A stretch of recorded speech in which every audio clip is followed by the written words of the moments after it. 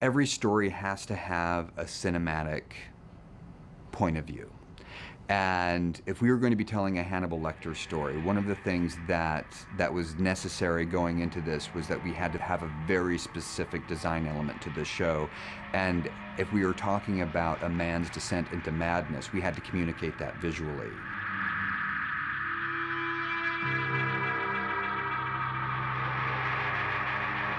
I wanted to make sure, as a fan of sci-fi and fantasy and horror, where we get to leave the bounds of reality and see things that don't exist in our world, I wanted a gateway to be able to have those kinds of images on the show.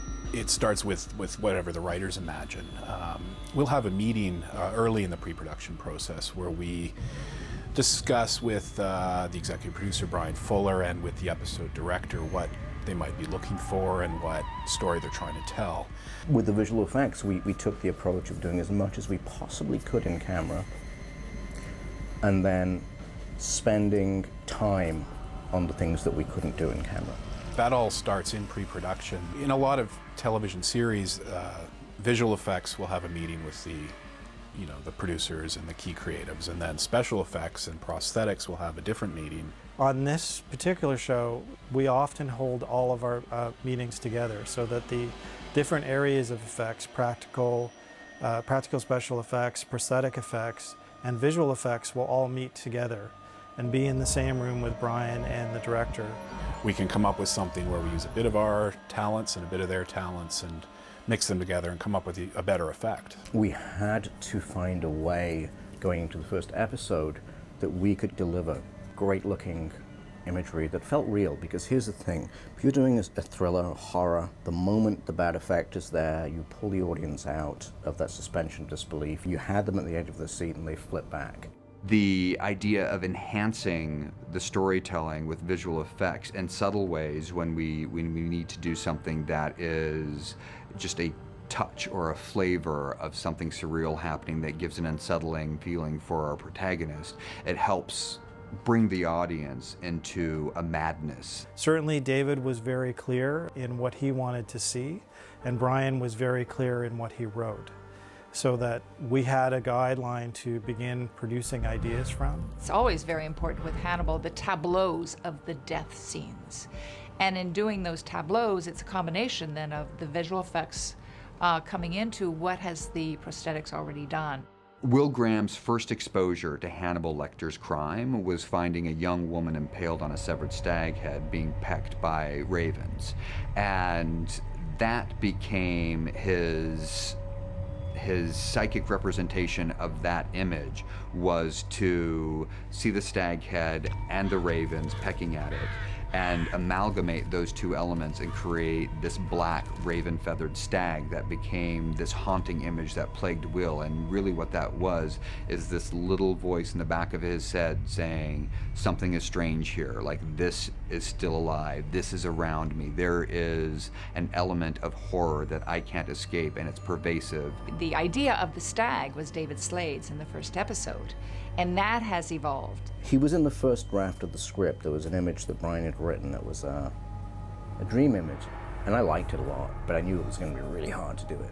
And we talked about everything. We talked about every way of doing it, from augmenting a real animal to all kinds of things. And in the end, it was a funny little chance reunion I had with a visual effects artist called Sean Broughton, who at the time was at a company called Smoke and Mirrors, and they made this amazing, completely 100% CGI animal. The assets then got passed on to Rocket Science now. So episode 1 and 3, all the animation was done by Smoke and Mirrors. And then after that, the stag that was already built was handed to Rocket Science, and Rocket Science did the great animation for other episodes. We did a number of shots showing the stag walking away from Will, or kind of looking back at him, sort of leading him to another location, or just sort of taunting him. We will work with our character animator to produce an initial version which has rough animation, I guess is the best way to put it. It's a first pass. It's produced reasonably crudely. It's almost like a wireframe animation, which we will then show to David and the producer team to get notes on. All of those shots were basically done by shooting live action plates of Will, and in all cases, instead of using green screen, we would rotoscope Will and place the stag in the shot using 3D tracking, 3D animation and rendering techniques. And then we'll go through the process of adding the feathers, which is a separate, distinct process, and then rendering at a level which can be reviewed by David and the production team as close to final. In creating the ravenstag, we go through a process of how many feathers to put on the stag before it becomes goofy. And finding that balance. Whenever you're creating a creature, you have to create it with a certain ominous air because you want it to be powerful and you don't want to give its power away by overdoing it a bit. So we were very careful about how many feathers and where those feathers needed to go on the stag for it to be magical and mythical without becoming a fantasy creature.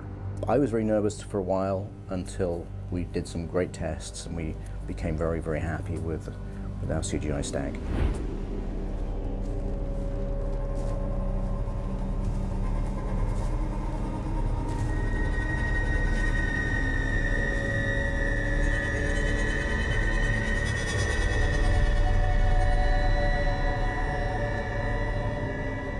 One of the things that visual effects does for us is helps us get on the air. So sometimes we film something that may be too much for broadcast television. You can have people being decapitated, their bodies cut open, but if you show their naked bums, no way. Coquillas, which was directed by Guillermo Navarro, we had our killer was someone who was making angels out of people, and he would flay them down the middle and spread the flesh out so it looked like angel wings. That was fine, but they were also nude. We had this fantastic shot coming into this hotel room where these people had been staged at their desks. Yet we had nudity because their bums were bare and you could see their cracks. So that became unsuitable for broadcast television, and we got a note that we can't show this shot, which was this beautiful cinematic shot. And I was like, we have to show this shot. It's gorgeous. It's a money shot. That's our show. We ended up covering their backsides with blood. And I was like, what if we filled that butt crack with blood so you actually couldn't see that there was a crevice? And they said that would work. And so Rocket Science came in and they carried the blood down over the butt crack and filled it up so you didn't actually see a crevice, and we were able to broadcast. There's no accounting for that kind of taste, I suppose. But hey, it fed into the look of the show, and the imagery was actually, despite sounding really disgusting, kind of beautiful.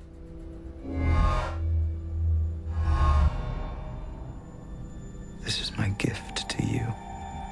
Our minds, which are the most sophisticated virtual reality system known to man, is the way to communicate a man's descent. And Will Graham's story in the first season is about his descent into madness. So we needed a cinematic vocabulary to communicate that. Months of thinking and planning went into Will Graham's decriminalization process. How things would disappear from scenes. That effect was initially described as a pendulum in Will Graham's mind. It was not sort of fully established when we began production on episode 2. It was still being worked on the pilot. We worked together with Smoke and Mirrors to develop the pendulum effect for reversing time. And then we worked out how we would do some of the specific moments. So in each case, we tried to figure out what shots of a particular crime scene could be presented as a time rewind. The way we did it is lots of different ways, but all meticulously planned, well in advance.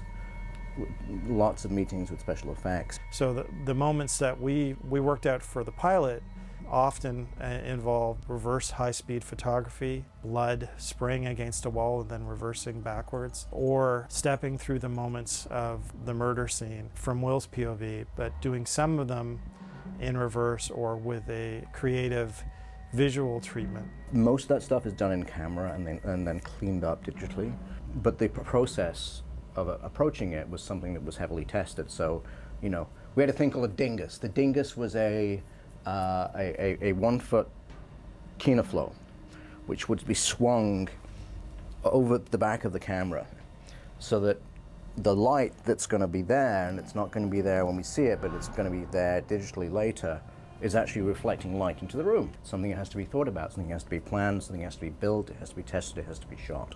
So in episode 2, we set a camera up over the Grizzly mushroom field crime scene, and we started removing bits and pieces progressively. We had the actors start in the shot and then leave, and then we started removing mushrooms and emptying the grave of the guy in the foreground. That gave us enough pieces to create this time rewind effect where the mushroom field changed over time during the pendulum effect. We enhanced that with some CG mushrooms as well. It's a lot of stuff, and it's, you know, and it grows and it changes, but the one thing I can say about that stuff is it's a lot of planning, really. The bit where you're doing it is never the kind of bit where you're worried, and that's the kind of like, okay, now it's quite methodical. One of the wonderful things about working with the visual effects team is that they can augment our production value in a relatively cost-effective way that gives us things that don't exist. So for instance, in the Baltimore State Hospital for the Criminally Insane, we have a relatively modest building, but we need it to look like an institution. Creating environments or altering environments is a very common visual effects technique in general. It's something we do all the time for lots of shows. We shot an existing building in Toronto. Just the front part of the shot is a real building.